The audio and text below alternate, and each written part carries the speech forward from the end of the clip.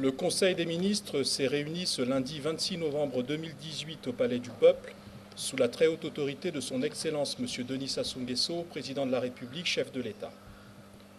3 affaires étaient inscrites à l'ordre du jour, à savoir un projet de décret au titre du ministère de la fonction publique, de la réforme de l'État, du travail et de la sécurité sociale. Un projet de décret au titre du ministère des Affaires foncières et du domaine public, chargé des relations avec le Parlement. Enfin, une communication au titre du ministère de la fonction publique, de la réforme de l'État, du travail et de la sécurité sociale. Il convient de placer dans leur perspective globale les affaires soumises à la discussion du Conseil des ministres. En effet, les pouvoirs publics, sous l'impulsion du Président de la République, poursuivent le long et lent travail de mise en œuvre du projet de société sur la base duquel le chef de l'État a bénéficié de la confiance des Congolaises et Congolais, à savoir la marche vers le développement. Il en va ainsi de la prise en compte des spécificités des métiers du cadre de l'éducation nationale, particularisme qui justifie la mise en place d'un statut dérogatoire. Il en va de même encore de la poursuite de la remise en ordre du secteur sensible des affaires foncières, facteur de paix sociale quand il est bien administré, mais potentiel creuset de conflits lorsque les intérêts particuliers dominent le bien de tous et contrarient l'intérêt général. Il en va de même enfin du renforcement de l'efficacité de la fonction publique d'État par la maîtrise accrue de ses effectifs, telle qu'elle doit découler du recensement physique de ses agents civils. Après ce propos liminaire, entrons à présent dans le détail des textes et affaires examinés lors du Conseil des ministres de ce jour, lundi 26 novembre 2018. Ministère de la fonction publique, de la réforme de l'État, du travail et de la sécurité sociale. Projet de décret portant statut particulier des agents du cadre de l'éducation nationale. Invité à prendre la parole par le Président de la République, M. Firmin Ayessa, vice-premier ministre en charge de la fonction publique, de la réforme de l'État, du travail et de la sécurité sociale, a précisé aux membres du Conseil des ministres que le projet soumis à leur examen était proposé en application de la loi numéro 021-89 du 14 novembre 1989 portant refonte du statut général de la fonction publique tel que modifié par les lois numéro 14-2007 du 25 juillet 2007 et 21-2010 du 30 décembre 2010. L'élaboration du présent projet de décret a été un exemple réussi du travail mené par le ministère de la fonction publique et les départements en charge des enseignements, et ce, en étroite concertation avec les partenaires sociaux du secteur. Il apparaît que les agents du cadre de l'éducation nationale sont actuellement régis par des dispositions réglementaires devenues pour la plupart caduques après la promulgation de la loi numéro 021-89 du 14 novembre 1989, susmentionnée. En effet, ces textes réglementaires pris entre les années 1964 et 1974 ne pouvaient par définition prendre en compte l'évolution de la classification catégorielle des agents civils de l'État, ainsi que le relèvement des niveaux de qualification résultant de l'introduction du système LMD, à savoir licence, master, doctorat. D'autre part, il convient de noter que le décret numéro 2006-90 du 9 mars 2006 visant les indemnités et primes spécifiques accordées aux enseignants ne prenait en compte que certains aspects des avantages particuliers du cadre de l'éducation nationale. Ainsi, le présent projet de statut particulier doit permettre la prise en compte par la création de nouveaux corps des personnels spécifiques ou techniques nécessaires à l'accomplissement des tâches pédagogiques. On peut citer les conseillers d'orientation, les informaticiens, bibliothécaires, archivistes, documentalistes, laborantins, etc. La revalorisation de la fonction enseignante grâce à de meilleures conditions de travail et un traitement attractif afin d'empêcher la transhumance de ces agents vers d'autres secteurs d'activité. L'augmentation du niveau de formation et l'amélioration des conditions de recyclage des enseignants. Enfin, l'amélioration des conditions de travail, jusqu'ici souvent, hélas, détériorées. Le projet de décret portant statut particulier s'articule donc autour de dispositions générales qui consacrent une nouvelle classification des personnels de l'éducation nationale, à savoir le personnel enseignant, le personnel administratif et économique de l'éducation nationale, le personnel de l'inspection des services de l'éducation nationale, le personnel de l'orientation scolaire et professionnelle, enfin, le personnel technique de l'éducation nationale. Les conditions de diplôme, de recrutement interne et externe des personnels, ainsi que celles des concours internes, sont également reprécisées. Le projet de statut apporte par ailleurs des innovations quant aux droits, indemnités, primes et avantages particuliers. Ainsi, sont ajoutés aux indemnités et primes fixées par le décret numéro 2006-90 du 9 mars 2006 précité, les nouvelles primes et indemnités ci-après. Primes de salissure, primes de surveillance et de correction des évaluations, primes d'encadrement de stage, primes de formation pédagogique, primes de recherche, primes de suivi psychologique, enfin, primes de technicité. Autre innovation majeure du projet de statut particulier, les enseignants nouvellement recrutés auront l'obligation de pratiquer leur art au moins 5 ans dans leur premier département d'affectation, en dehors de Brazzaville et Pointe-Noire, ce qui permettra de limiter les déficits en personnel enseignant à l'intérieur de notre pays. Le Conseil des ministres a relevé, pour s'en féliciter, que les échanges constructifs entre les pouvoirs publics et les partenaires sociaux concernés ont permis, pour la première fois depuis près de 45 ans, des avancées importantes en matière de reconnaissance et de valorisation de la profession enseignante. Après examen et discussion, le Conseil des ministres a adopté le projet de décret portant statut particulier des agents du cadre de l'éducation nationale. Ministère des Affaires foncières et du domaine public, chargé des relations avec le Parlement.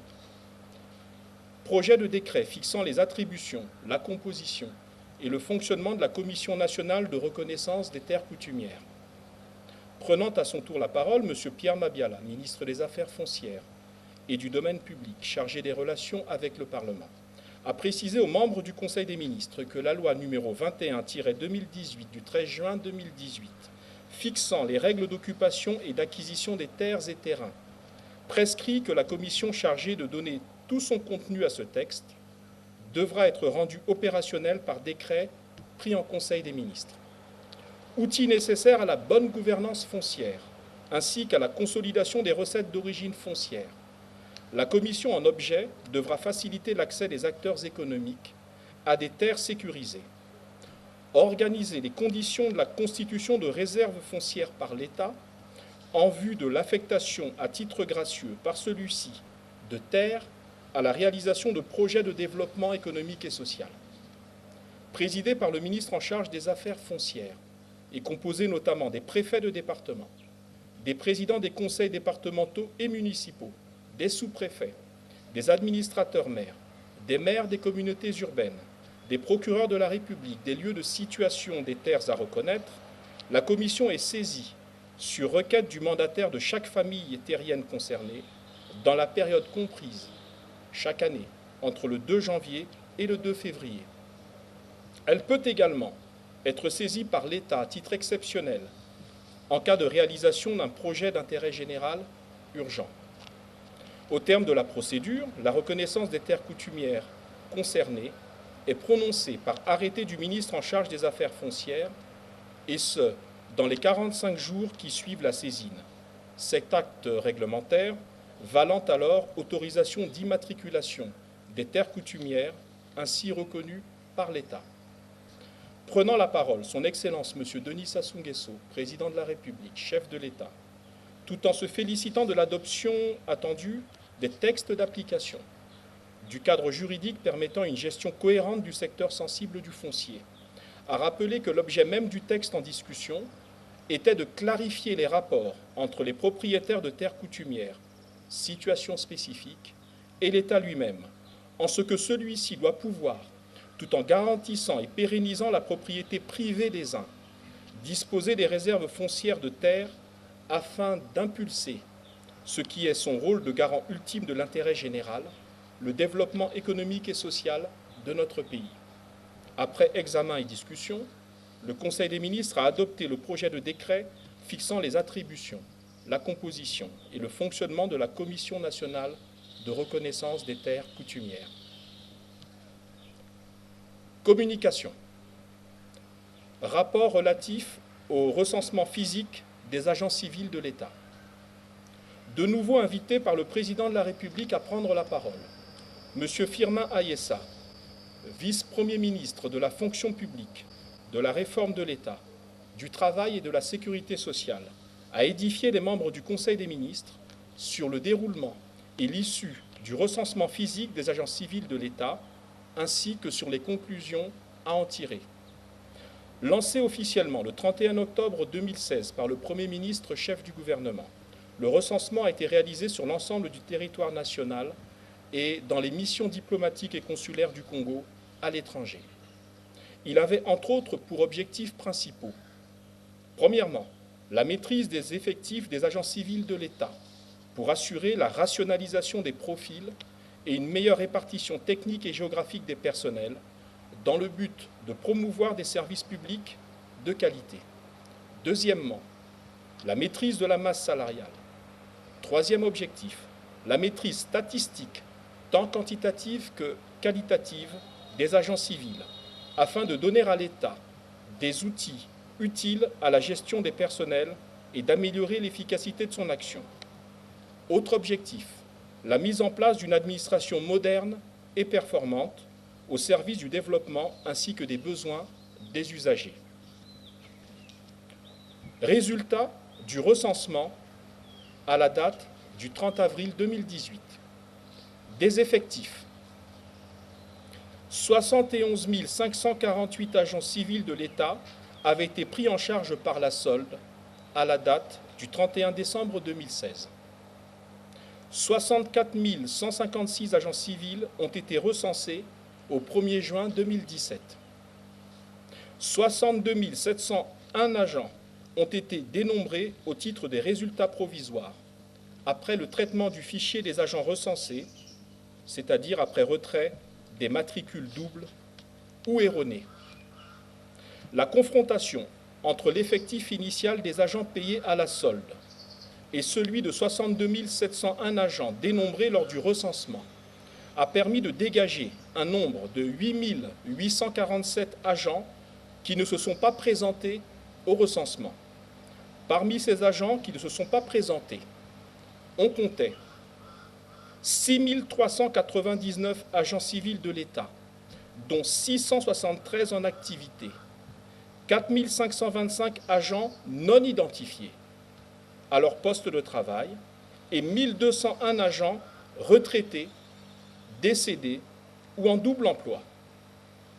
L'incidence financière des agents non identifiés s'élève à ce stade à 1 183 455 382 francs CFA.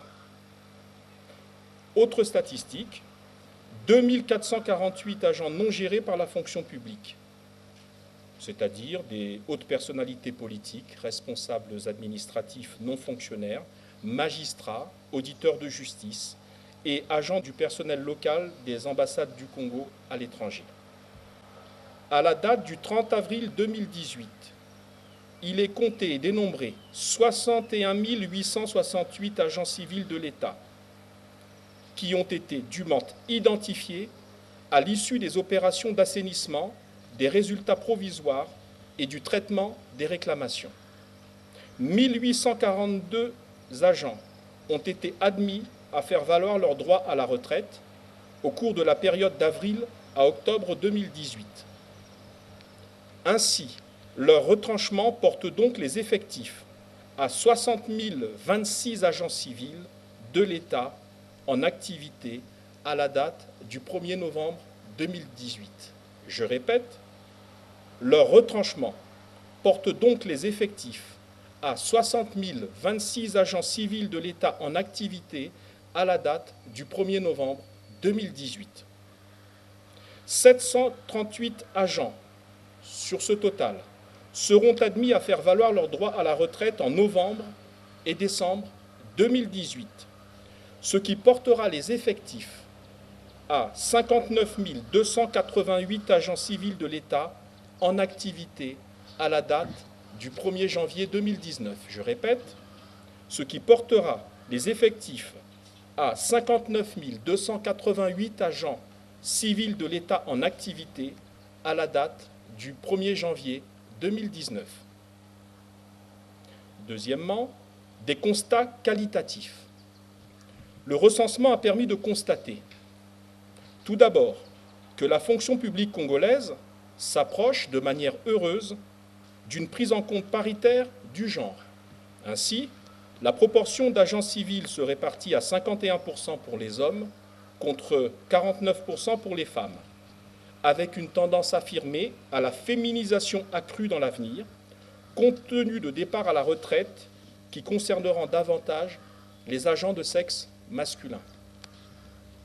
Deuxième constat qualitatif, une répartition inéquitable des effectifs, laquelle se traduit par des zones de forte concentration en ressources humaines, Brazzaville et Pointe-Noire, et des zones très faiblement pourvues d'agents publics, d'agents de l'État, à l'intérieur du pays, où le déficit en personnel a favorisé le recours aux bénévoles, notamment dans l'enseignement et la santé. Troisième constat, une répartition disproportionnée des agents entre les trois catégories connues. Catégorie 1, les cadres supérieurs, 37% des effectifs. Catégorie 2, cadres moyens, 59% des effectifs. Catégorie 3, agents subalternes, 4% seulement. Autre constat, une forte tendance au vieillissement des effectifs de la fonction publique.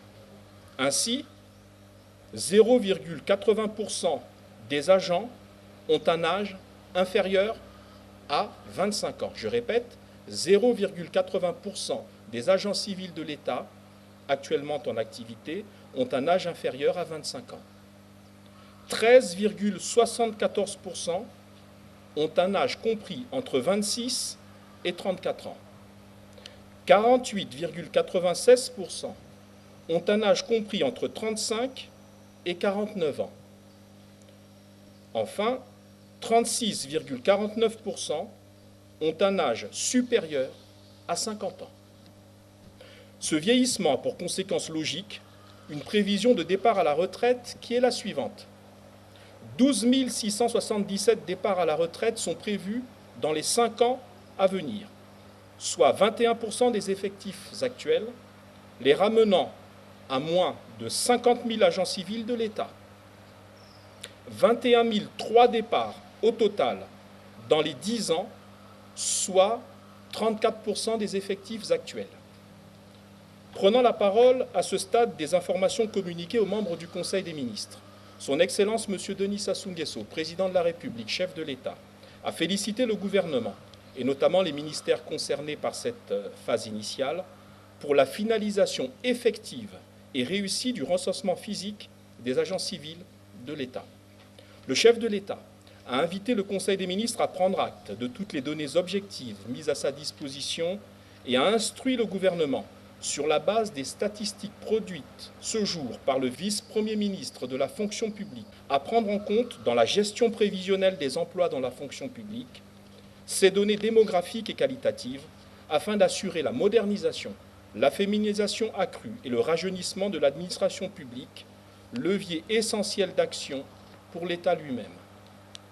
Poursuivant son propos, il a noté le fait que, pour la première fois, ce processus de recensement, déjà engagé à plusieurs reprises par le passé, avait été mené cette fois-ci avec succès, c'est-à-dire sans blocage, sans pesanteur ou restriction de quelque sorte que ce soit.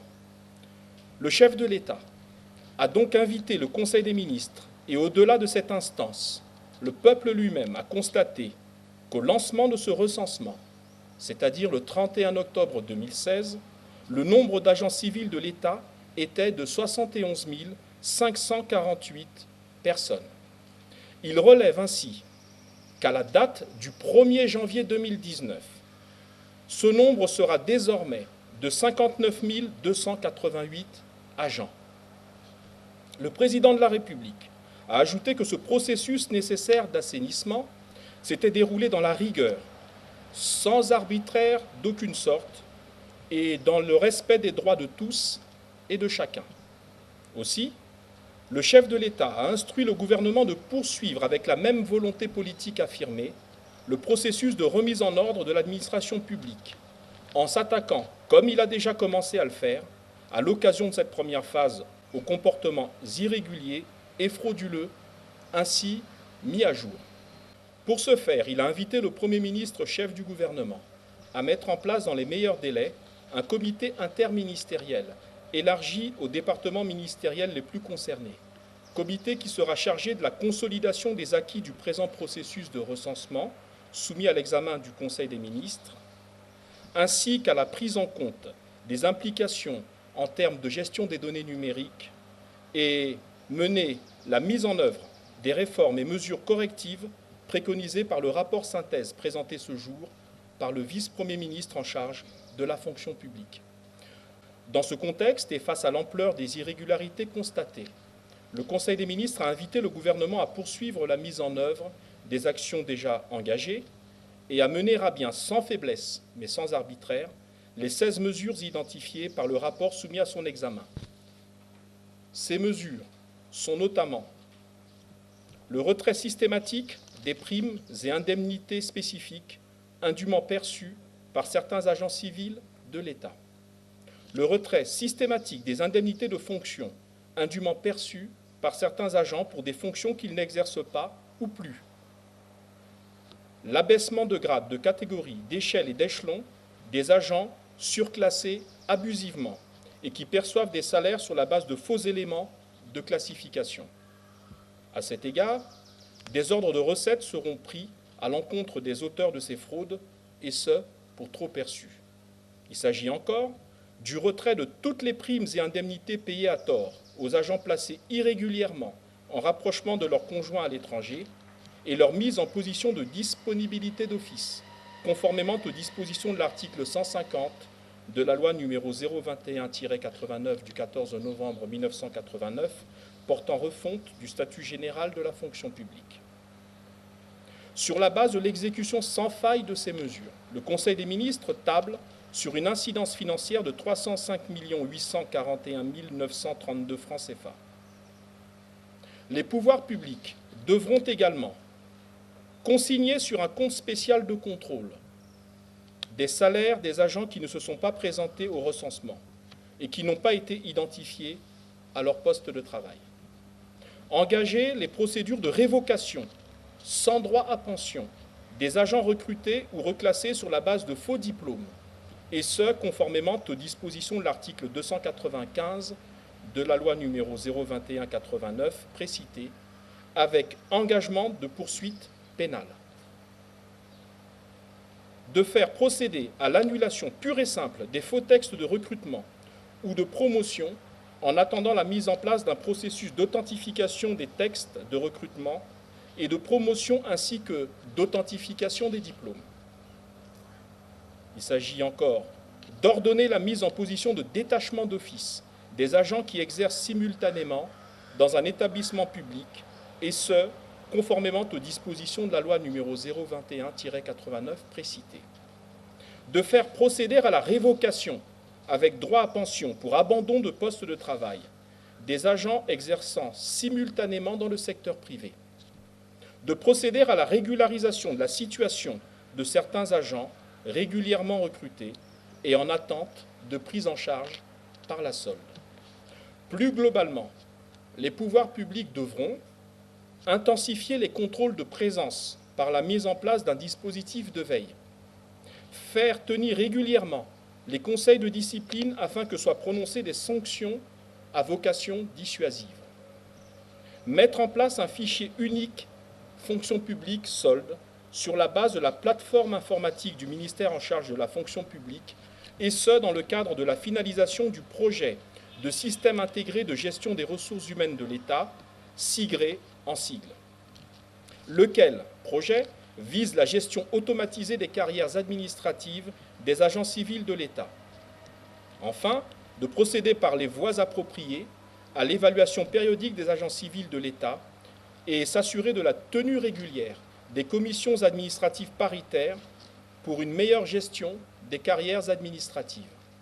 Enfin, le gouvernement devra s'atteler à la mise en œuvre des réformes nécessaires. Il s'agit notamment de procéder à l'enrôlement biométrique systématique des agents recensés. Cet enrôlement sera une étape essentielle pour garantir la fiabilisation des résultats obtenus. Les travaux préparatoires de ce projet sont en cours de réalisation. De procéder ensuite, ou parallèlement, à l'interconnexion des différentes administrations publiques. Cette interconnexion vise la mise en place de systèmes automatiques d'échange de données en temps réel. Enfin, d'élaborer un répertoire interministériel des métiers, des emplois et des compétences, RIMEC en sigle. Cette étape prévoit l'identification, la définition et la qualification des emplois et des compétences en vue de développer l'approche métier dans la fonction publique congolaise. Après cet échange complet de vues sur le rapport présenté par le vice-premier ministre, le Conseil des ministres a invité les ministères concernés à lui rendre régulièrement compte de l'état d'avancement de ce dossier fondamental dans le processus de renforcement des capacités de réforme et de modernisation de l'État en République du Congo. Cette affaire entérinée, M. Clément Mwamba, Premier ministre chef du gouvernement, a informé le Conseil des ministres d'une excellente nouvelle, à savoir la reprise effective du trafic ferroviaire marchandises du chemin de fer Congo-Océan, CFCO en sigle, attendu pour début décembre 2018. Il a ajouté qu'un premier train de marchandises est attendu à Brazzaville le mercredi 28 novembre 2018, soit dans 48 heures, arrivée qui coïncidera symboliquement avec la célébration du 60e anniversaire de la proclamation de la République du Congo. Le Conseil des ministres a pris bonne note de cette nouvelle. Il a cependant noté, avec gravité, le fait que ce sont les destructions irresponsables causées sur ces ouvrages en 2016 et 2017 qui ont occasionné l'interruption brutale du trafic ferroviaire sur le tronçon Brazzaville-Pointe-Noire et privé notre pays d'une voie de communication névralgique. Ces destructions ont obligé les pouvoirs publics, dans un moment de difficultés financières connues de tous et de chacun, à reconstruire à grands frais les infrastructures concernées. Pour l'information des contribuables que vous êtes, le Conseil des ministres note que la réhabilitation des 3 ponts détruits, tous situés entre les localités de Kinkembo et Lulombo, dans le département du Poul, vous a coûté 1,9 milliard de francs CFA. Le Conseil des ministres espère ainsi que cette renaissance du CFCO, qui coïncide symboliquement avec l'anniversaire de notre République, sera définitive et nous fera collectivement méditer sur le sens du bien public et celui de la patrie, sentiments qui doivent constamment nous animer. Plus rien n'étant à l'ordre du jour, le président de la République a alors levé la séance. Commencée à 10 heures, la réunion du Conseil des ministres a pris fin à 13h30.